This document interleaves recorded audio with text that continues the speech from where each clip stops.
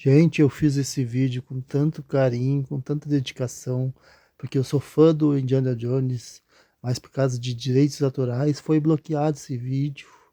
Então eu quero aproveitar a situação para ensinar vocês como que se faz quando a gente vê um vídeo bloqueado com direitos autorais. Eu tenho a solução agora para vocês.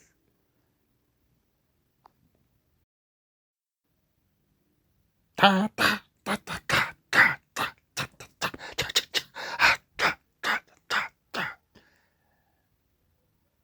Tum, tum, tá, tá, tá, tá, tá, tá, tá, tá, tá, tá,